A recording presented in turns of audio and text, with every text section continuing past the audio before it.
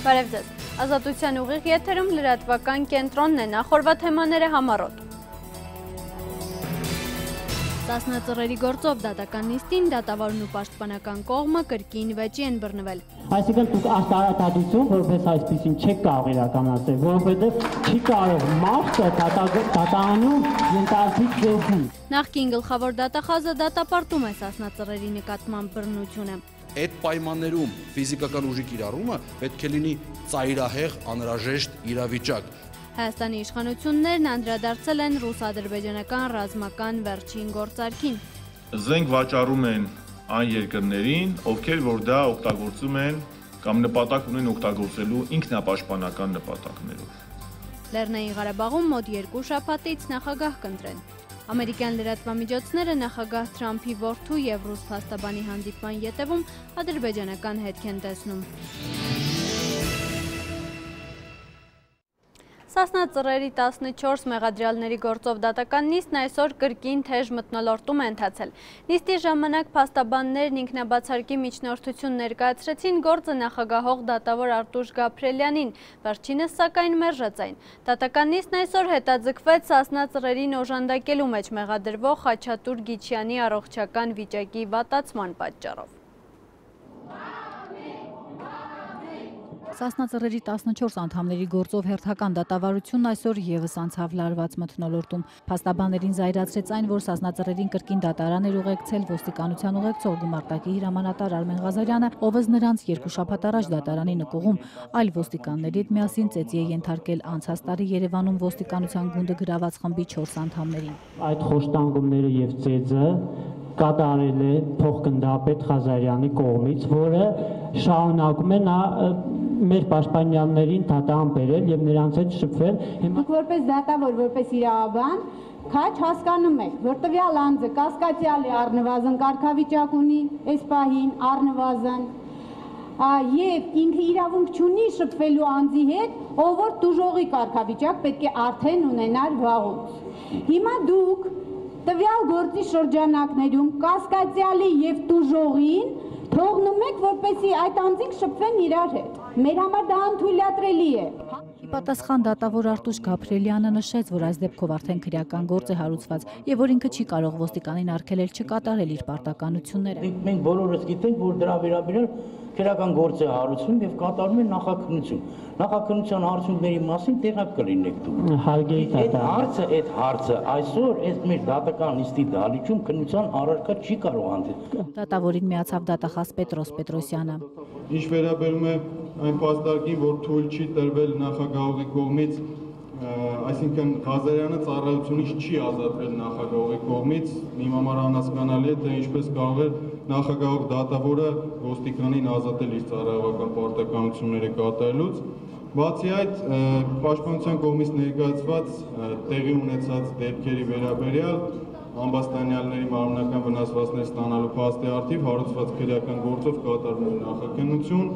Կատարվող նախաքննության նկատմամբ նախագահող դատավորի կողմից որևէ միջամտություն չի կարող լինել։ Փաստաբան Լուսինե Սահակյանը հայտարարեց, որ դատավորը չի կարողանում կառավարել նիստերը, այլապես դատարանի շենքում չէր գտնվի Երևանի փոխոստիկանապետ Վալերի Օսիպյանն, ով այս գործով տուժով է ճանաչվել։ Ընդ որում, երբ որ պաշտպանները ընդմիջման ժամանակ իրար հետ փորձում էին առանձին խորհրդակցել մեր պաշտպանական մարտավարությունը, Օսիպյանը մեր կողքը գալիս կանգնում էր, երբ որ խնդրում էինք հեռանալ, դա էլ չէր անում արգելի դատան։ Դատարան չէին բերվել միայնակ գայլմական վանփայտնի Արայիկ Խանդոյանն ու Գագիկ Եղիազարյանը, այս փաստը եւս զայրացրեց փաստաբաններին։ Մինչդեռ դատավորը հայտարարեց, որ նրանք դատարանի նկատմամբ անհարգալից վերաբերմունքի համար հեռացված են նիստերի դահլիճից։ Խանդոյանի փաստաբան Արայիկ Պապիկյանը հայտարարեց, որ դատավորին ինքնաբացարկ պետք է հայտնեն եւ այդ միջնորդությանը պետք է նաեւ իր համաձայնությունը տա Խանդոյանը։ Միջնորդում եմ իմ պաշտպանյալին նկատմամբ նախատեսած սահմանած դատական սանկցիայի ժամկետը համարել ավարտված եւ նրան թույլ տալ ներկա գտնվի նիստերի դահլիճում, որպեսզի նա այդ խորհրդակցեմ եւ ինքնաբացարկի միջնորդությունը ներկայացնեմ։ Եվ պարոն Պապիկյան, դատարանը այն կարծիքի է, որ այսօր հավաքվել ենք այստեղ, միտումնավոր ձգձգենք դատական նիստերը, առաջ չգնանք, որևէ գործողություն չանենք եւ այլն։ Փաստաբաններին միացավ նաեւ Պավլիկ Մանուկյանը, ով դատավորից պահանջեց դատարան բերել նրանց։ Ես լսել եմ, որ դուք լավ մարդ եք, բայց այստեղ չեք կարող լավ դատավոր ուզել։ ուրեմն դրա համար լրեք դատականությունը մի խանգարեք, սպասեք մինչև կասեք։ Եվ հիմա ես պահանջում եմ իմ ընկերներին բերեք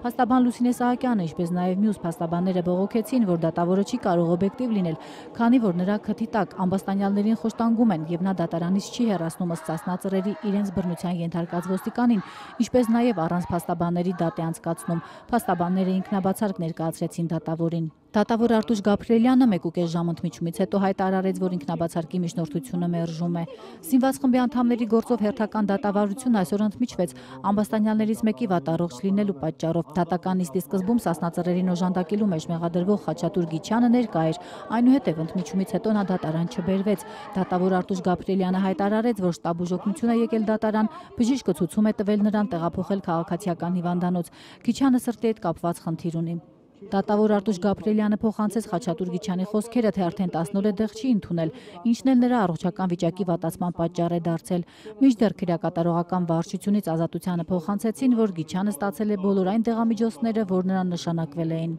Նշենք, որ քրեակատարողական վարչությունն այսօր հաղորդեց, որ դատարան բերվելուց առաջ զննության է ենթարկել Արեգ Գյուրեղյանին, ում մոտից հայտնաբերվել է մաստակի մեջ թաքցրած մեկանգամյա օգտագործման սափրիչից առանձնացված ածելու սայր, ինչն արգելված իր է։ Հանրային կապերի բաժնից հայտնում են, որ հայտնաբերվածն առգրավվել է, նախապատրաստվում են նյութեր դեպքի հանգամանքները պարզելու նպատակով։ Այսօր դատական նիստի ներկայացած երկու կանայք Անահիտ Նուրադյանն ու Լաուրա Զաքարյանը ոստիկանություն տարվեցին նիստերի դահլիճ ասեղներով մուտք գործելու համար։ Ըստ մեղադրանքի հիշեցնենք, Սասնա ծռերի 14 անդամները, մասնավորապես միայնակ գալմականվան փայտնի Արայք Խանդոյանը, Պավել Մանուկյանը, Վարուժան Ավետիսյանը, Արմեն Լամբարյանը, Արեգ Գյուրեղյանը, Սմբատ Բարսեղյանը, Արմեն Բիլյանը եւ այլոք անցած տարի հուլիսի 17-ին կազմակերպված խմբի կազմում ապօրինի պահվող զենքի գործադրմամբ զավթել են ոստիկանության շենքը, այնտեղ պատանդ պահել ոստիկանության եւ շտաբ բուժօգնության աշխատակիցներին գույք ոչնչացրել։ Զինված խումբը ՊՊՑ գնդի տարածքը գրաված պահեց 15 օր, ինչից հետո զենքերը վայր դրեց եւ հանձնվեց իշխանությանը։ Այդ ընթացքում 3 ոստիկան զոհվեց։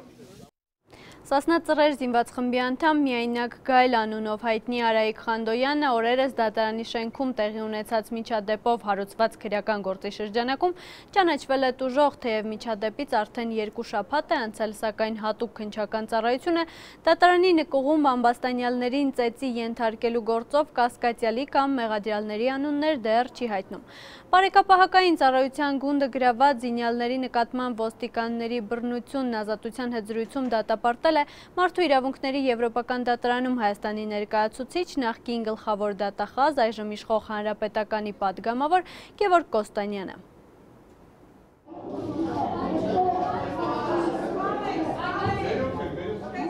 Բռնությունը առավել ևս, երբ դա կիրառվում է անազատության մեջ գտնվող անձի նկատմամբ, բացարձակապես անթույլատրելի է։ Ազատության հետ զրույցում նշեց Մարդու իրավունքների Եվրոպական դատարանում Հայաստանի ներկայացուցիչ, նախկին գլխավոր դատախազ Գևորգ Կոստանյանը, պատասխանելով այն հարցին, թե ինչպես է վերաբերում Սասնա ծռերի անդամներին դատարանի շենքում ծեծի ենթարկելու դեպքին։ Հիշեցնենք, հունիսի 28-ի դատական նիստի ժամանակ ոստիկաններից մեկը արգելել էր մեղադրյալներից Արեգ Գյուրեղյանին գրություն փոխանցել փաստաբանին։ Դրան հետևել էր վիճաբանություն մեղադրյալների եւ ոստիկանների միջև։ Ավելի ուշ Արեգ Գյուրեղյանի, Մխիթար Ավետիսյանի, Արայիկ Խանդոյանի եւ Գագիկ Եղիազարյանի պաշտպանները հայտարարեցին, որ ոստիկանները դատարանի նկուղում ծեծի են ենթարկել նրանց։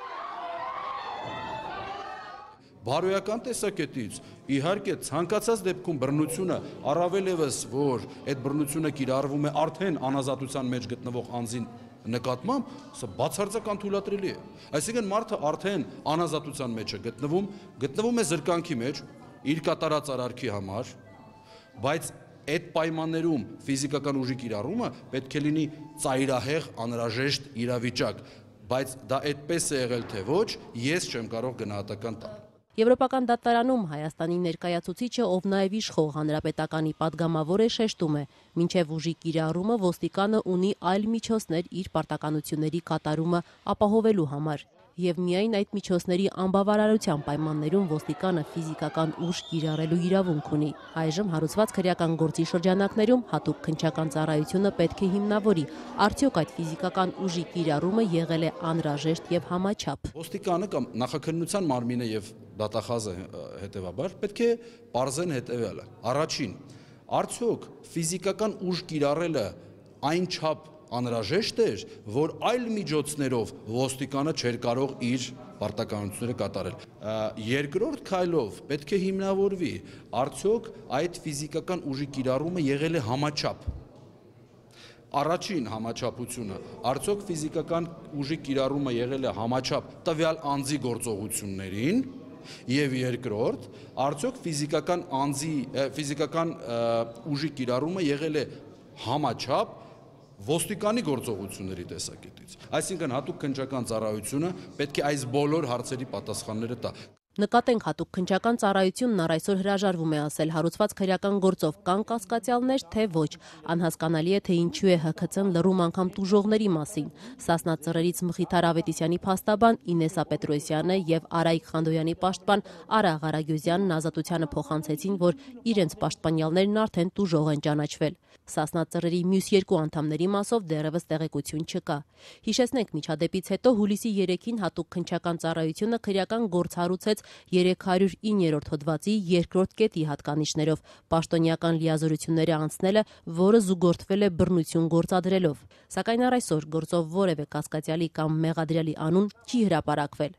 Իդեպ հուլիսի 3-ին գլխավոր դատախազությունում ունեցած ելույթում նախագահ Սերժ Սարգսյանը խոսելով իրավապահ համակարգի իրավապաշտպան գործունեության անհրաժեշտության մասին հորդորեց դատախազությանը անձի շահերի պաշտպանությունը նոր մակարդակի բարձրացնել։ Հարցին, թե ինչու երկրի ղեկավարի մատնանշած այդ իրավապաշտպան գործունեությունը կոնկրետ դեպքով չի իրականացվում եւ դատարանի շենքում Սասնա Ծռերին բռնության ենթարկելու դեպքով առ այսօր որևէ կասկածյալ չկա, նախկին գլխավոր դատախազն ասաց, թե գործի մանրամասներին չի տիրապետում, սակայն Գևորգ Կոստանյանը շեշտեց, թե վստահաբար բոլոր այս գործերը գնալու են եվրոպական դատարան եւ եթե պատշաճ քննություն չիրականացվի, ապա շատ շուտով այս գործերով կունենանք վճիռներ։ Եթե նախկինում մենք կարող էինք ակնկալել եվրոպական դատարանի վճիռ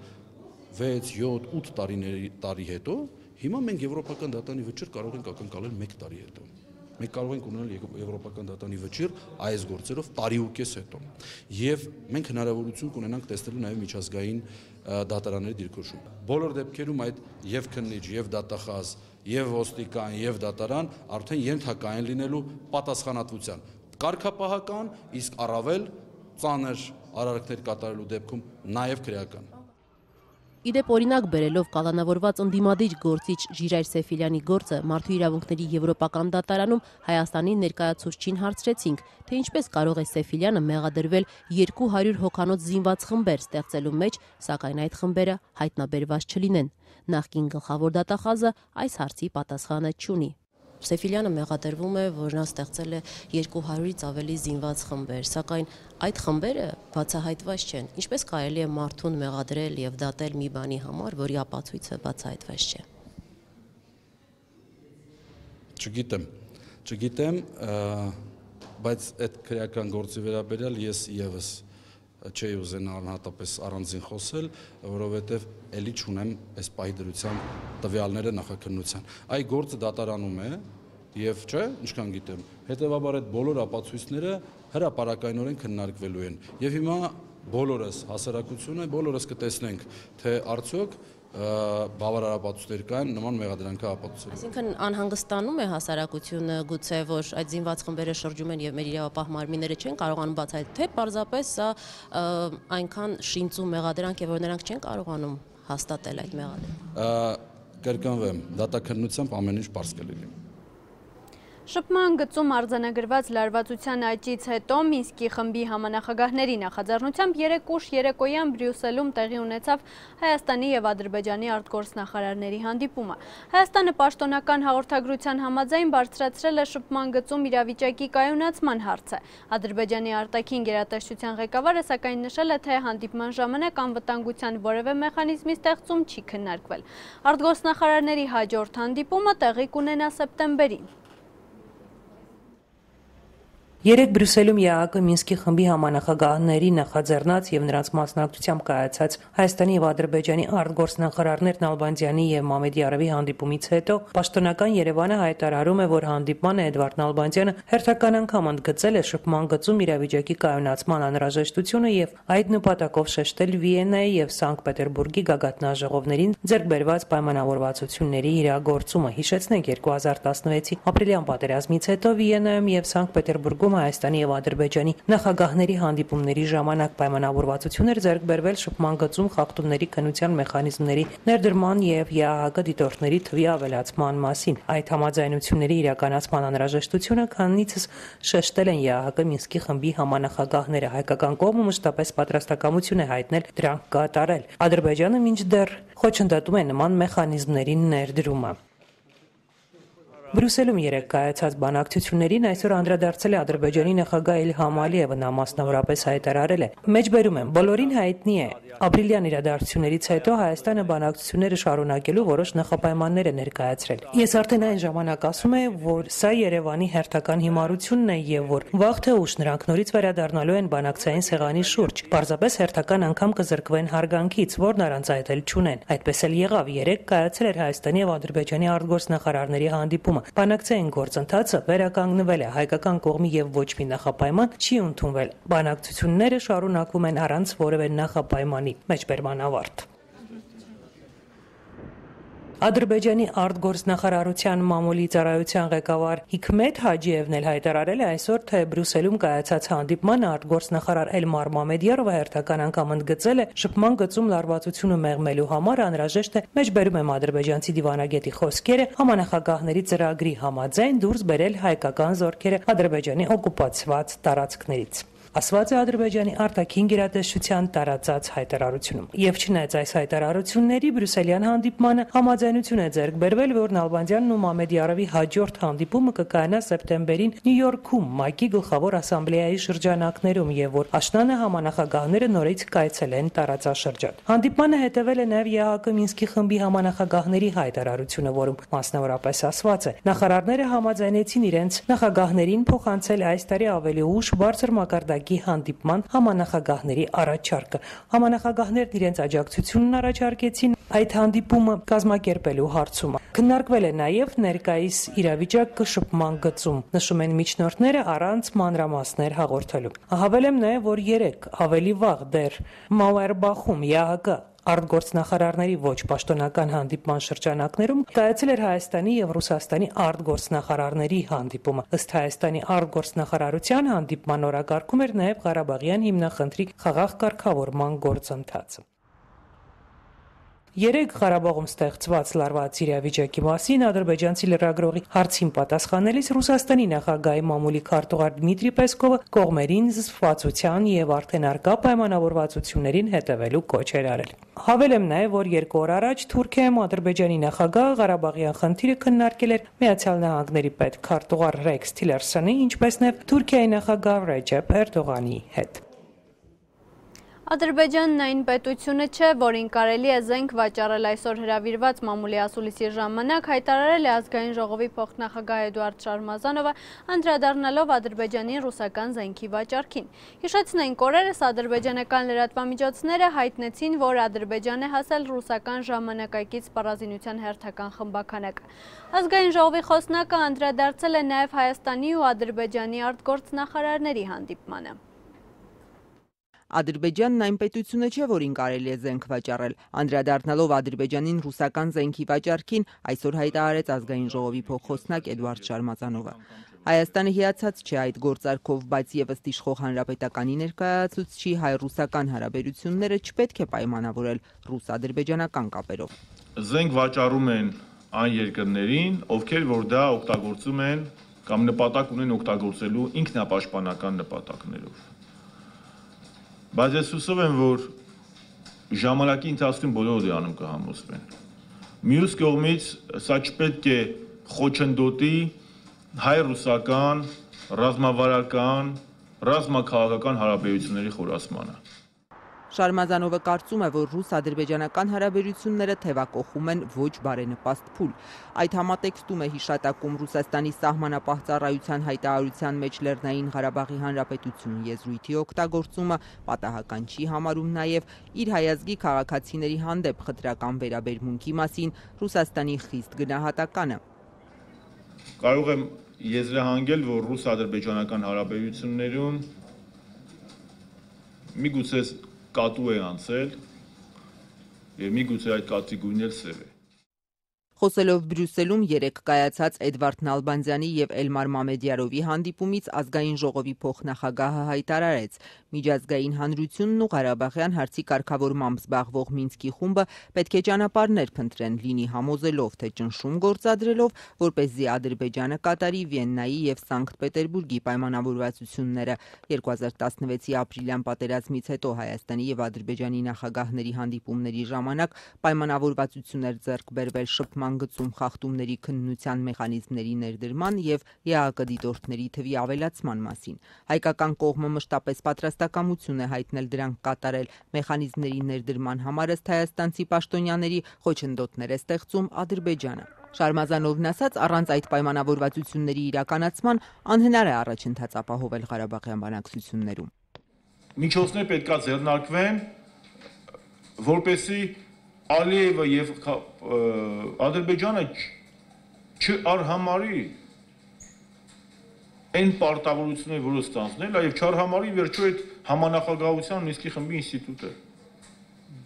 Դրանով նաեւ ազդում է համանախագահների եւ համանախագահ երկրների վարկանիշը։ Ըստ Շարմազանովի Ղարաբաղյան խնդիրը պետք է լուծվի խաղաղ ճանապարհով ԵԱԿ Մինսկի խմբի շրջանակներում 3 հայտնի սկզբունքների հիման վրա։ Առանցքայինը, սակայն, իշխող ուժի ներկայացուցչի խոսքով պետք է լինի Արցախի ժողովրդի ինքնորոշման իրավունքի իրացումը։ Ոչ թե տարածքային ամբողջականությունը, բարև ձեզ։ Լայնամասշտաբ պատերազմը հանրապետական գործիչը բացառում է, կարծում է գերտերությունները թույլ չեն տա։ Գործնականում բացառում եմ, ու սա կապում եմ նաև Տրամփ-Պուտին հանդիպման հետ կապված։ Այսօր աշխարհում թիվ 1 խնդիրը դա սիրիական ճգնաժամն է, եւ մենք տեսանք, որ ընդհանուր առմամբ գոնե Սիրիայի հարավում երկու գերհզոր տերությունների նախագահները եկան ընդհանուր հայտարարել։ Որևէ մեկ Ադրբեջանին թույլ չի տա նոր մեծ թեժ կետ բացել սիրիական տարածաշրջանի մոտ։ Ազատության տաղավարում այսօր այս թեմաների շուրջ զրուցել են քաղաքագետ Անուշ Սեթրակյանի հետ։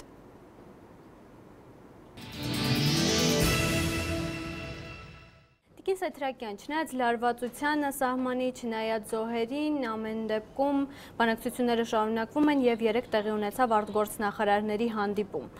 Ինչ ակնկալիք այս պայմաններում կարող է Հայաստանն ունենալ այս հանդիպումից եւ ինչի մասին է խոսում վերջին հանդիպումը։ Ակնկալիքներ կարող են ունենալ միայն այն ժամանակ, երբ որ փոխվեն հանդիպումների հիմնադրույթները։ Իհարկե բանակցային գործընթացը դա այն գործընթացն է, որը մի վայրկյան անգամ չի կարելի ընդհատել։ Բայց այդ գործընթացի նախապայմանները, այդ գործընթացի ուղեկցող հանգամանքները միանշանակ պետք է ենթարկվեն փոփոխության, որովհետև տեսնում եք, երբ որ մեր ստրատեգիական թիվ 1 դաշնակից ԻՄԱ Ռուսաստանը զենքի խմբականակ է վաճառում Ադրբեջանին եւ դրանից հետո մենք Ղարաբաղի ՊՆ-ի եւ մեր արտգործնախարարության կողմից ունենում ենք հորդորներ առայն,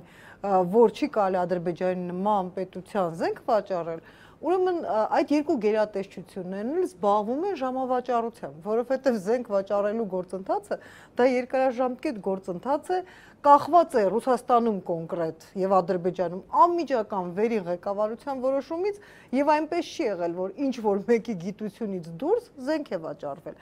Պետք է ընդունել, պետք է քաջություն եւ պետական սուվերենության գիտակցությամբ ընդունել այդ փաստը, որ զենքը վաճառվում է ի հաճույք երկու կողմերի, Ադրբեջանի եւ Ռուսաստանի, եւ համապատասխանաբար ընտրել նոր մարտավարություն։ Ղարաբաղի շփման գծի, մեր արտաքին քաղաքականության, Ռուսաստանի շարունակվող դոմինանտ քաղաքականության պարագայում երևում է, որ մեր պետական ստրուկտուրաները ներսում եւ դրսում մեր դիվանագիտությունը,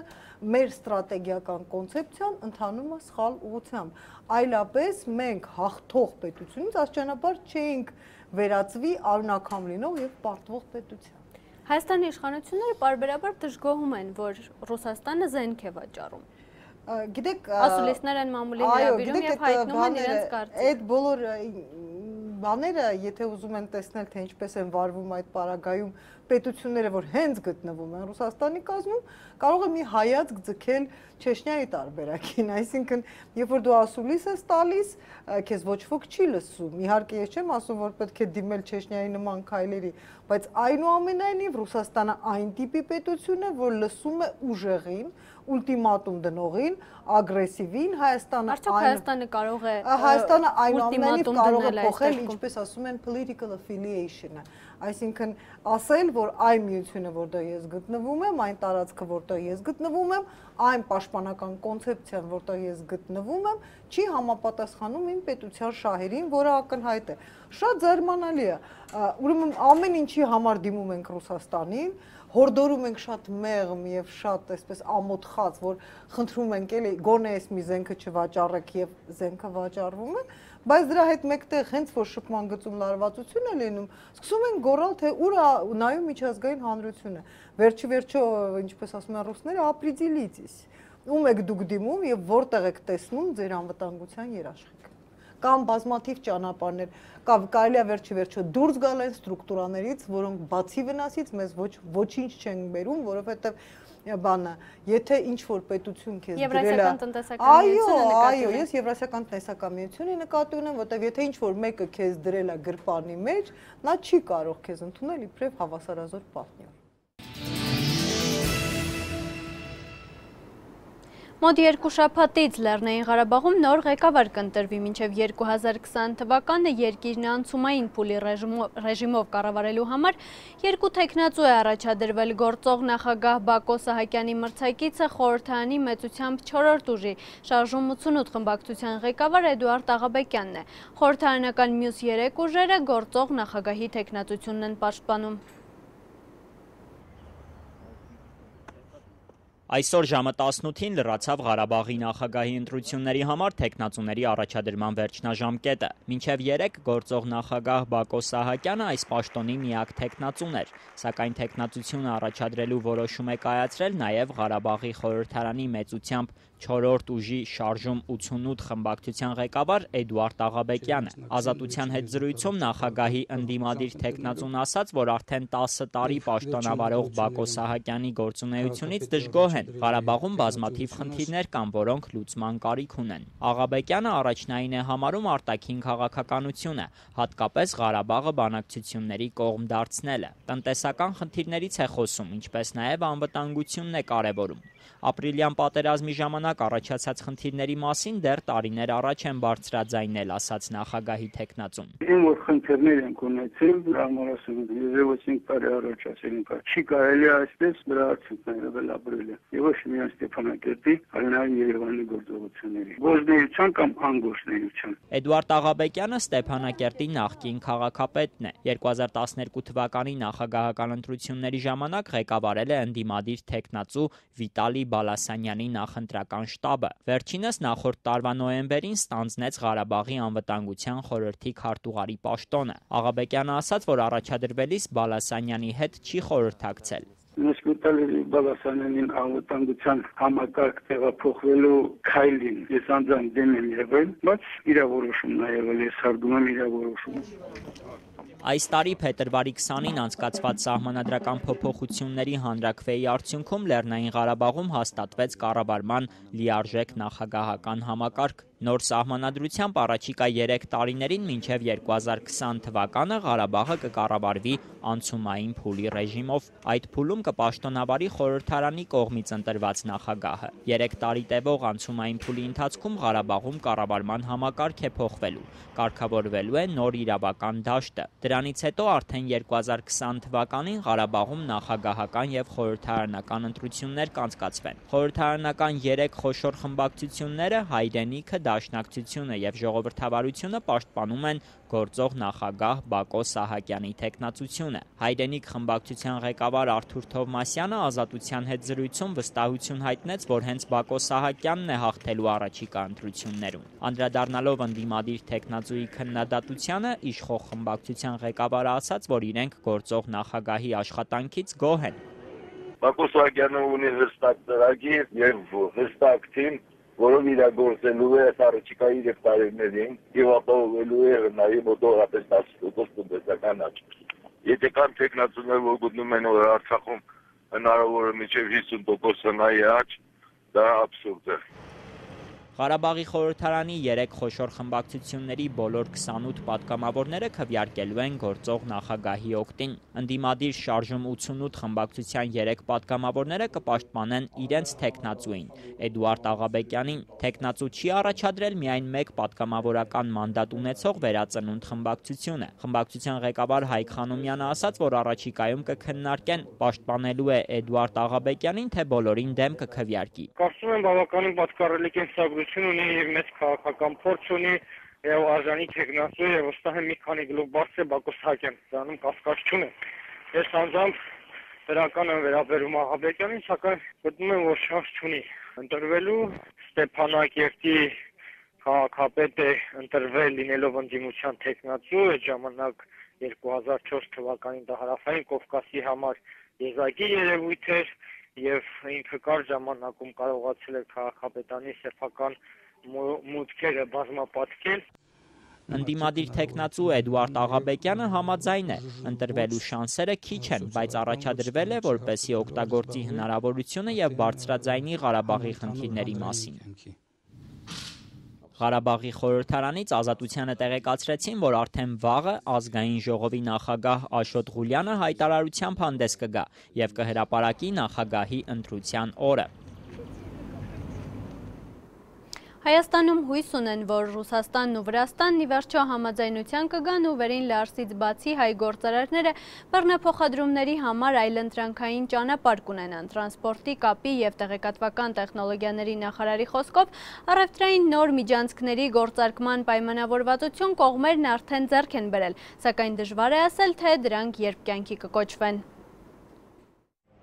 Հայաստանը հուսով է, որ Ռուսաստանն ու Վրաստանը հնարավորինս շուտ փոխհամաձայնության կգան եւ երկու երկրները կապող առևտրային միջանցքները կսկսեն գործել։ Այսօր լրագրողների հետ հանդիպմանն ասաց տրանսպորտի, կապի եւ տեղեկատվական տեխնոլոգիաների նախարար Վահան Մարտիրոսյանը։ Մենք կարող ենք միայն հուսալ, որ դա կլինի շատ արագ։ Հուլիսի 10-ին մոսկովյան կոմերսանտ պարբերականը հանդես եկավ հրապարակմամբ, ըստ որի պաշտոնական Մոսկվան եւ Թբիլիսին պայմանավորվածություն են ձեռք բերել կյանքի կոչել Ռուսաստանի եւ Վրաստանի միջև դեռևս 2011-ին ստորագրված առևտրային միջանցքների մասին պայմանագիրը, որով իրականացվելու է Ռուսաստանի եւ Վրաստանի միջև ապրանքների տեղաշարժը Աբխազիայի ու Հարավային Օսիայի տարածքով։ Պարբերականը ժամկետ չի նշում, թե երբ են գործելու միջանցքները, փոխարենը հավելում է համաձայնությունը ձեռք է բերվել Ռուսաստանի փոխարտգործնախարար Գրիգորի Կարասինի եւ Վրաստանի վարչապետի հատուկ ներկայացուցիչ դեսպան Զուրաբ Աբաշիձեի միջև Պրահայում կայացած բանակցությունների արդյունքում։ Կողմերը պայմանավորվել են նաև պայմանագրեր կնքել շվեյցարական SGS ընկերության հետ, որը զբաղվելու է կողմերի միջև բեռների եւ ապրանքների տեղաշարժի վերահսկողությամբ։ Դա առաջինը ռուս-վրացական հարաբերություններից է կախված, աշխատանքներ տարվում են երկու կողմից, շվեյցարական ընկերությունների կողմից, ընկերության կողմից եւ հուսով ենք, որ մոտ ապագայում կունենանք լուծում։ Բայց կարծես ինչ որ հստակ պայմանավորվածություն չէ, հա։ Հստակը կլինի այն ժամանակ, երբ որ բացվի ճանապարհը։ Կոմերսանտը չի որոշակիացնում նաև առևտրային միջանցքները գործելու են ավտոմայրուղիների օգնությամբ, թե գործի է դրվելու նաև աբխազական երկաթուղին։ Այսօր պարզաբանում խնդրեցինք նախարար Մարտիրոսյանից։ Չի որոշակիացվում, բայց զուգահեռ գնում են բոլոր քննարկումները։ Ուշագրավ է, որ դեռ այս տարվա փետրվարին Թբիլիսի կատարած այցի եւ Վրաստանի ղեկավարության հետ բանակցությունների արդյունքում վարչապետ Կարեն Կարապետյանը հայտարարեց, թե իր վրացի գործընկեր Գեորգի Կվիրիկաշվիլիի հետ պայմանավորվել է վերին Լարսի ճանապարհին այլընտրանք գտնելու հարցում։ Եթե ձեզ հետաքրքրում է արդյոք լինելու է Լարսի ճանապարհի այլընտրանք, ապա վստահեցնում եմ ձեզ, որ այո, լինելու է։ Մնացածի մասին կխոսենք հետագայում։ Փակագծերը դեռ չեն բացում, մենք պայմանավորվածություն ձեռք բերեցինք ինչպես Լարսի հարցի վերաբերյալ, այնպես էլ էներգետիկ միջանցքի, այն ժամանակ ասել էր վարչապետ Կարապետյանը։ Տնտեսագետ Վիլեն Խաչատրյանի խոսքով Ռուսաստանի ու Վրաստանի միջև առևտրային միջանցքների գործարկումը երկու կարևոր նշանակություն կարող է ունենալ հայաստանյան տնտեսության համար։ Նախ կեժանանան դեպի Ռուսաստան բեռնափոխադրումները, իսկ աբխազական երկաթուղու գործարկման դեպքում կմեծանա հայ-իրանական երկաթուղու կառուցման հավանականությունը։ Դա շատ ավելի հեռանկարային է եւ կարծում եմ այստեղ փոխադրումների առումով նաեւ կհանդիսանա այն գործոնը, որ Իրանը եւս ակտիվ մասնակցություն կարող է հետագայում ունենալ միանալու համար նաեւ այդ ցանցին, այսինքն որպես այդպիսին երկաթգծային փոխադրումների եղանակը շատ ավելի ֆինանսապես ձեռնտու է եւ սա կկրճատի կոնկրետ սովորական այդ ֆուրերով փոխադրումների մասնաբաժինը եւ երջանացնի կարծում եմ փոխադրման ծախսերը։ Transparency International հակակոռուպցիոն կենտրոնի ներկայացուցիչների կարծիքով գնումների մասին նոր օրենքը դժվար թե ոլորտում էական փոփոխություններ մտցնի։ Իշխանության հավաստիացումները, թե նոր էլեկտրոնային համակարգերի ներդրմամբ կոռուպցիոն ռիսկերը կնվազեն, այս ոլորտում տարիների փորձ ունեցող մասնագետներին համոզիչ չեն թվում։ Կառավարությունն առաջիկա 5 տարիների ծրագրով պետական գնումների ոլորտում նախատեսում է միայն էլեկտրոնային համակարգերի ներդրում, այնինչ դա բավարար չէ կոռուպցիան ու շահերի բախման դեպքերը կանխելու համար։ Այսօր լրագրողների հետ զրույցում կարծիք հայտնեց Transparency International հակակոռուպցիոն կենտրոնի ներկայացուցիչ Վարուժան Հոկտանյանը։ Կոռուպցիոն ռիսկերը էլեկտրոնային ճանապարհով ոչ միտեղ չեն լուծվել, չի լուծվի նաև Հայաստանում։ Դու կարող ես ունենալ փայլուն էլեկտրոնային գնումներ, բայց եթե նախարարի կամ փոխնախարարի ընկերությունն է, այդ իրական սեփականատերը նախարարն է կամ փոխնախարարն է, էլեկտրոնային գնումներով այդ հարցը չի լուծվի։ Այսինքն նա նորից կներկայացնի, ոչ միտեղ չի երևում, որ դա նախարարի ընկերությունն է կամ փոխնախարարի եւ այդ ձևով խնդիրը կարող է լուծվել։ Մենք փորձել ենք օրենսդրություն հենց կառուցել։ Գնումների ոլորտը համակարգող ֆինանսների նախարարության ներկայացուցիչը մեկ ամիս առաջ Ազատության հետ զրույցում կարծիք էր հայտնել, որ ապրիլից ուժի մեջ մտած գնումների մասին նոր օրենքը հնարավորինս բացառում է պրիմիտիվ գողությունները։ Պետական գնումների ոլորտում նման դրսևորումների մասին պաշտոնը ստանձնելուց օրեր անց խոսել էր վարչապետ Կարեն Կարապետյանը, սակայն այդ հայտարարությունն այդպես էլ անհետևանք մնաց։ Ակնկալել, որ գնումների մասին նոր օրենքի ուժի մեջ մտնելուց հետո կլինեն էական փոփոխություններ, դեռ վաղ է, կարծում է արդեն 9 տարի պետական գնումների ոլորտը դիտարկող հակակոռուպցիոն կենտրոնի ներկայացուցիչը։ Ընդհանուր այսպիսի կոռուպցիոն ֆոնի վրա սպասել, որ գնումների համակարգը կլինի այսպես ասած մաքուր դժվար է իհարկե եւ այդպիսի սպասելիքներ չկան այս մի քանի ամիսը նորից եմ ասում չեր բերի այսպես ասած ռադիկալ փոփոխությունների եւ իսկապես տվյալները որ մենք նայում ենք իսկապես չեն ցույց տալիս լուրջ տեղաշարժ Ամփոփելով այս տարվա առաջին 6 ամիսներին պետական գնումների արդյունքները հակակոռուպցիոն կենտրոնի ներկայացուցիչները նշեցին, որ նվազել են մեկ անձից, այսինքն առանց բաց մրցույթի իրականացվող գնումները։ Կազմակերպության տվյալներով օրինակ 2015-ին առանց բաց մրցույթի էր իրականացվել պետական գնումների 70%-ը։ Այդուհանդերձ Transparency International-ի գնումների փորձագետ Արսեն Համբարձումյանի պնդմամբ ապրիլից ուժի մեջ մտած նոր օրենքով էլ լուծված չէ պետական պաշտոնյաների պատասխանատվության հարցը։ Մենք չունենք պատասխանատվություն։ Այսինքն, երբ որ խախտվում են, այսպես ասած, խաղի կանոնները պատվիրատուի կողմից, դրանք այսպես ասած պատասխանատվության չեն ենթարկվում։ Երբ որ բացահայտվում է ինչ-որ դեպք, ասում են լավ, կներեք, ել չկրկնվի։ Գնումների ոլորտում իրականացված փոփոխությունների համաձայն նախատեսվում է նաև, որ մրցույթներին մասնակցող կազմակերպությունները պետք է բացահայտեն իրենց իրական սեփականատերերին։ Մինչդեռ ըստ հակակոռուպցիոն կազմակերպության ներկայացուցչի այդ դրույթը իրականում չի կատարվում։ Այդ իրական սեփականատեր անվան տակ նորից շարունակում են դնել ֆորմալ սեփականատերերին։ Այսինքն այն ինչ որ պետական ռեգիստրում գրանցված են, որը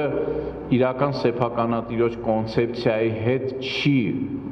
համապատասխանում։ Ֆինանսների նախարարության փոխանցմամբ այս տարի պետական գաղտնիք չպարունակող մրցակցային պայմաններով պետական գնումների վրա նախատեսվում է ծախսել 87 միլիարդ դրամ։ Միջազգային թեմաներին անդրադառնանք։ Ամերիկյան լրատվամիջոցներն ադրբեջանական հետք են տեսնում նախագահ Թրամփի որդու եւ ռուս փաստաբանի հանդիպման հետևում։ ԱՄՆ նախագահ Դոնալդ Թրամփի ավագ որդին 3 էլեկտրոնային նամակագրություններ հրապարակել ռուսաստանցի բարձրաստիճան դատախազի վերաբերյալ, ով ենթադրաբար Թրամփի նախընտրական թիմին նախագահի դեմոկրատ թեկնածու Հիլարի Քլինթոնին վարկաբեկող տեղեկություն է առաջարկել տրամադրել։ Ադրբեջանի նախագահ Իլհամ Ալիևի նախկին փեսան եւ խնամին 1 տարի առաջ 2016-ի ամռանը Դոնալդ Թրամփի նախընտրական շտաբի եւ ռուսական իշխանությունների միջև միջնորդի դեր էին ստանձնել, փորձելով օգնել հանրապետական թեկնածուին հաջողության հասնել նախագահական ընտրարշավում։ Դա է վկայում Միացյալ Նահանգների նախագահի որդու Դոնալդ Թրամփ կրտսերի կողմից 3 հրապարակված էլեկտրոնային նամակների բովանդակությունը Թրամփի որդու եւ շոու բիզնեսի ոլորտում հայտնի Ռոբ Գոլդսթոունի նամակագրությունից պարզ դառնում, որ 2016-ի ամռանը նրան է դիմել Իլհամ Ալիևի դստեր Լեյլայի նախկին ամուսին Էմին Աղալարովը եւ տեղեկացրել, որ իր հայրը մոսկվացի միլիարդատեր Crocus Group ընկերության հիմնադիր Արազ Աղալարովը Թրամփի նախընտրական շտաբին կարող է Հիլարի Քլինտոնին վարկաբեկող փաստեր տրամադրել։ Գոլդսթոունի պնդմամբ Իլհամ Ալիևի նախկին խնամին Քլինտոնին վարկաբեկող այդ փաստերը ստացել է Ռուսաստանի գլխավոր դատախազի հետ հանդիպման ընթացքում։ Նամակագրությունից նաեւ պարզ է դառնում, որ Թրամփի որդին ոչ միայն չի մերժել ռուսական կողմի առաջարկ, այլև պատրաստակամություն է հայտնել անձամբ զանգահարել Էմին Աղալարովին։ 2016-ի հունիսի 7-ին ուղարկված նամակում էլ Դոնալդ Թրամփ կրտսերն արդեն իսկ պայմանավորվում է Ռուսաստանի կառավարության շահերը ներկայացնող փաստաբան Նատալիա Վեսելնիցկայի հետ անձնական հանդիպում կազմակերպելու մասին։ Երեք սակայն Դոնալդ Թրամփ կրտսերը Fox News-ի եթերում պնդում էր, որ Վեսելնիցկայի հետ հանդիպումն իր ողջ բնույթով իմաստազուրկ էր։ There was nothing to tell. Դա այն աստիճանի դատարկ հանդիպում էր, որ ես դրա մասին վերհիշեցի միայն, երբ լրատվամիջոցները սկսեցին հետաքրքրվել այդ ամենով։ Իրականում այդ հանդիպումը պարզապես 20 րոպե տևողությամբ ժամանակի կորուստ էր, նշում է Դոնալդ Թրամփի որդին, պնդելով նաև, թե իր հորը այդ հանդիպման մասին նա ոչինչ չի պատմել։ Այն, որ հանդիպումն անարդյունք էր, ամերիկյան NBC հեռուստաընկերության եթերում երեքշաբթի երեկոյան հայտարարեց նաև ռուսաստանցի փաստաբան Նատալիա Վեսելնիցկայան։ Նրա խոսքով հանդիպման ընթացքում Դոնալդ Թրամփի որդին իրեն միայն մեկ հարց է ուղղել, արդյոք նա տիրապետում է ֆինանսական փաստաթղթերի, որոնք կարող են վկայել դեմոկրատական կուսակցության ղեկավար մարմնի ազգային դեմոկրատական կոմիտեի անօրինական ֆինանսավորման մասին։ Վեսելնիցկայի խոսքով ինքը նման ֆինանսական փաստաթղթեր չի ունեցել դրա հետ մեկտեղ։ Վեսելնիցկայի հարցազրույցից պարզ է дառնում, որ այդ հանդիպմանը ներկայ է եղել Դոնալդ Թրամփի նախընտրական շտաբի գրեթե ողջ ղեկավարությունը։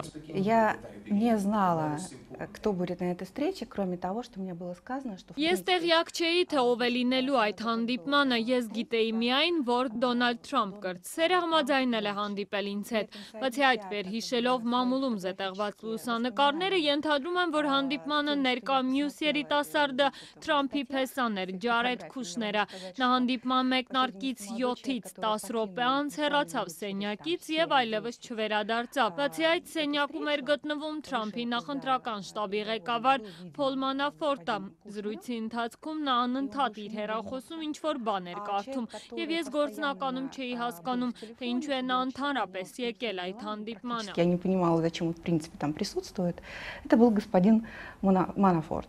Թրամփի նախընտրական շտաբի շուրջ ծագած հերթական այս սկանդալի մեկ այլ դերակատարը ադրբեջանցի միլիարդատեր Արազ Աղալարովը եւս կտրականապես հերքում է, թե որևէ առնչություն ունի Քլինտոնին վարկաբեկող տեղեկությունները Թրամփի թիմին փոխանցելու փորձին։ Ես կարծում եմ, որ սրանք մտածածին պատմություններ են։ Ես չգիտեմ ով է այս ամենը հորինում, ընդհանրապես ինչ կապ ունի Հիլարի Քլինտոնը Մոսկովյան Business FM ռադիոկայանին տված հարցազրույցում, նշում է ադրբեջանցի միլիարդատերը։ Առաջիկա շաբաթներին Դոնալդ Թրամփի որդին Ռուսաստանի իշխանություններին մոտ կանգնած անձանց հետ շփումների վերաբերյալ ստիպված կլինի պաշտոնական բացատրություններով հանդես գալ։ Այդ մասին Վաշինգտոնում հայտարարեց ամերիկյան ընտրություններին ռուսաստանյան միջամտության մասին վկայող տեղեկություններն ուսումնասիրող կոնգրեսական հանձնաժողովի ղեկավար դեմոկրատ Ադամ Շիֆը։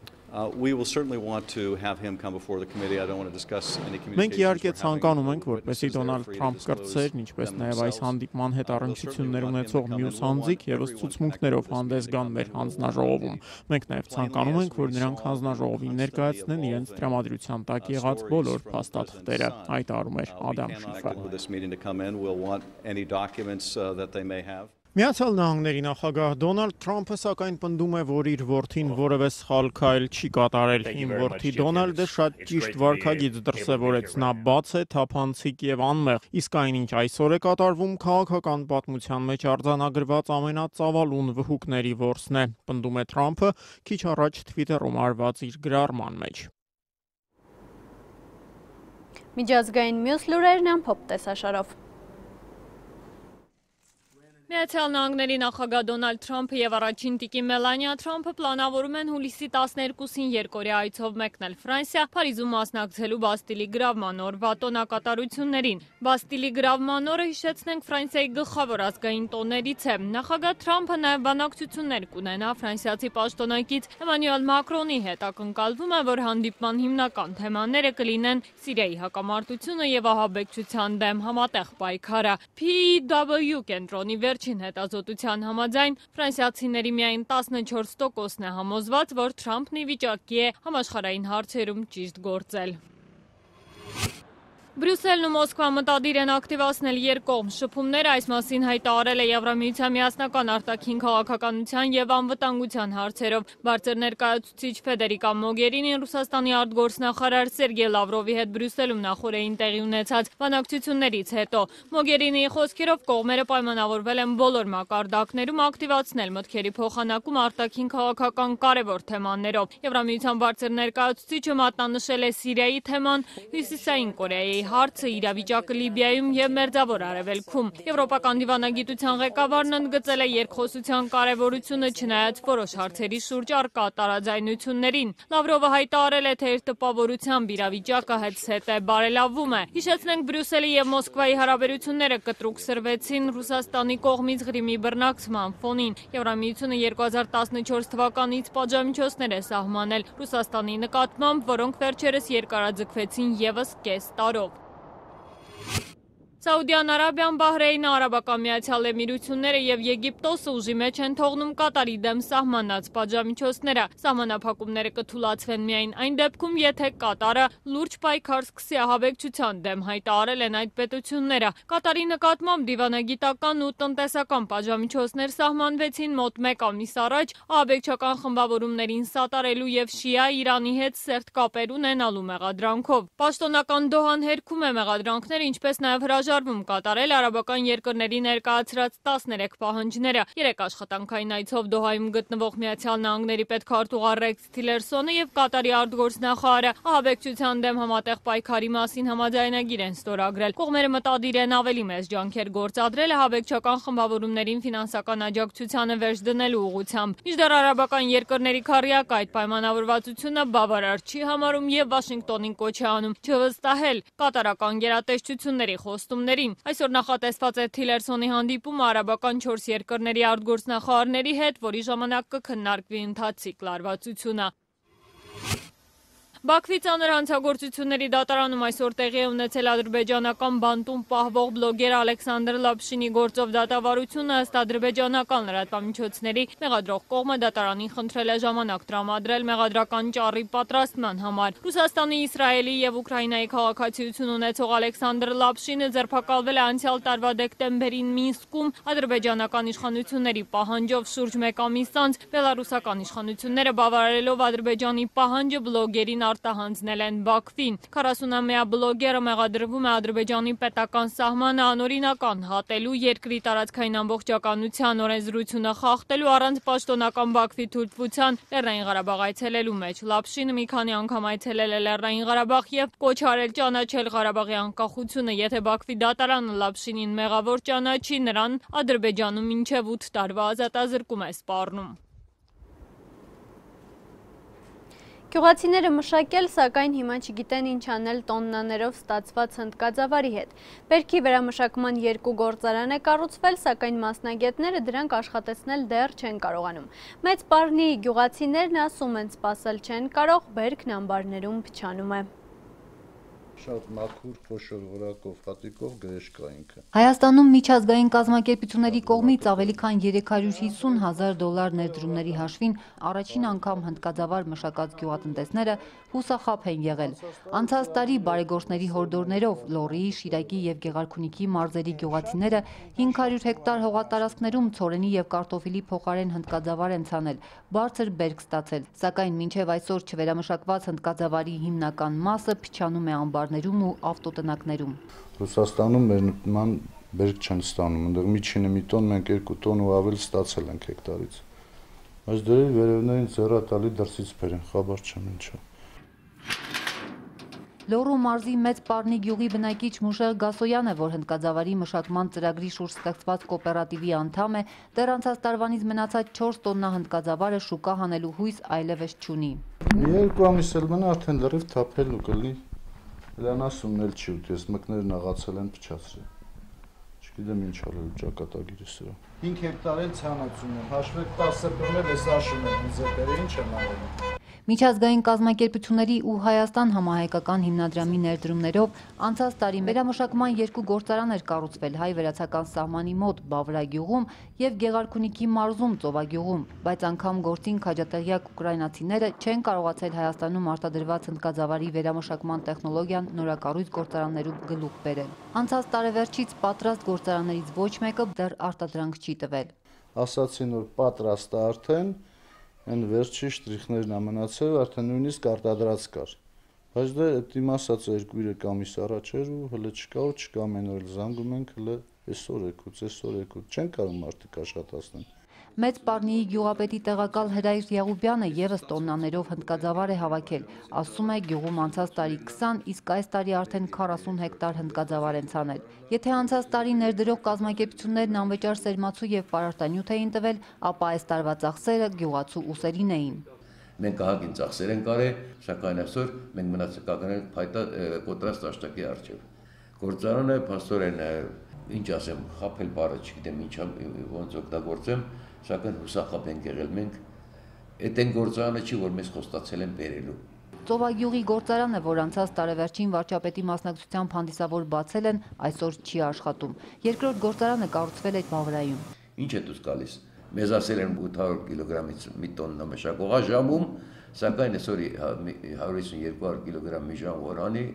մենք փառք տանք ասում։ Իսկ այդ տեմպերով եթե մշակվի նույնիսկ շրջօրյա աշխատանքի դեպքում չի հասցնի մեր արտադրանքը մշակի։ Բավրայի նախկին գյուղապետ Կորյուն Սումբուլյանին Լոռու եւ Շիրակի մարզերի գյուղատնտեսներն ընտրել են որպես Բավրայի գործարանի պատասխանատու։ Նա ինքն էլ հնդկաձավար է աճեցրել ու սպասում է գործարանի լրիվ գործարկմանը, բայց համաձայն չէ պարնեցի գյուղատնտեսների հետ։ Ասում է մինչև հիմա գործարանի պարապուրտը կապված է եղել տեխնոլոգիական դժվարությունների հետ։ Այժմ փնտրել ու գտել են բարձր լեռնային շրջաններում աճեցված հնդկաձավարի վերամշակման ձևերը։ 30,000 տարվա ազգ ենք։ 30,000 տարի է, այս տեխնոլոգիան չենք կիրառել։ Հիմա բերել են, հասել է, եղել է, տեսնում եք, մի 3 օր, 30 օր չեն կարող համբերել։ Բա անցած տարի, նախանցած տարի իրենք հնդկացորենագործ չէին։ Այս տարի արդեն վերամշակողներ են նաև, գործարան ունեն։ Այսպես չէ, տեխնոլոգիական պրոցես է։ 2 օրից գործարանի հանդիսավոր բացմանը պատրաստվող Սումբուլյանն այսօր գործարկել էր 12 վառարաններից միայն 4-ը, դարձյալ փորձնական, բայց վստահ է, թե գտել են բոլոր խնդիրների պատասխանն ու բացումից հետո լիարժեք աշխատելու են, սակայն դժվարանում է ասել, թե նախատեսված հզորության քանի տոկոսի չափով։ Գործարանի հզորությունը տեխնիկական պայմանների ժամում 1 տոննա հզորություն ունի, բայց մենք միայն գործարանին տեխնոլոգիաներին տիրապետելուց հետո նոր կարող ենք ասել իրականում ինչքան է հզորությունը։ Փաստացին այլ է, տեխնիկական հնարավորությունը այլ։ Մինչդեռ Մեծ Պարնիի գյուղապետի տեղակալը թերահավատ է, թե նորակառույց գործարանն ի վիճակի է վերամշակելու Հայաստանում արտադրվող մոտ 1000 տոննա հնդկաձավարը։ Ես համոզված եմ, որ այդ գործարանը այն հզորություն ունի արտադրական ինչ որ ներկայացել են մեզ հետևանքների համար ես չեմ կարող եզրակացություն անել, դա թողնում է պատկան մարմինների։ Գործարանը ինչ մարկա են ուզել, ինչ են բերել, ոնց են արել, ես չգիտեմ։ Պաշտոնական տվյալներով ամեն տարի Հայաստանը ներմուծվում 8000 տոննա հնդկաձավար։ Ծրագրով ի սկզբանե նախատեսված է եղել, որ շուկայի մոտ 30%-ը կապահովեն տեղական արտադրողները, ընդ որում ավելի որակյալ արտադրանքով, մրցակցելով հնդկաձավար ներկրող հայտնի ընկերությունների ու անհատների հետ։ Grand Candy-ն է ներկրում, Maranigն է ներկրում, նրանով զբաղվում են նաև երևի Սամվել Ալեքսանյանը, նաև բանակցությունների մեջ են իրենց հետ, որպեսզի կարողանանք նաև իրացնել նախնական մեր ստացած ապրանքը։ Լրատվական կենտրոնն այսօր այսքանն էր նախատեսել։ Ազատություն TV-ն ուղիղ եթեր կվերադառնա վաղն ուղիղ կեսօրին, իսկ ես ձեզ հրաժեշտ եմ տալիս։ Ազատություն TV, անտեսաներին տեսանելի։ Օրվա ցանկացած պահի, միշտ հասանելի, ձեզ հարմար վայրում։ Եթե կա իրադարձություն, դուք ականատես եք։ Ուղիղ հեռարձակում, իրականությունը ինչպես որ կա։ Ազատություն TV։ Միայն հավաստի լուրեր։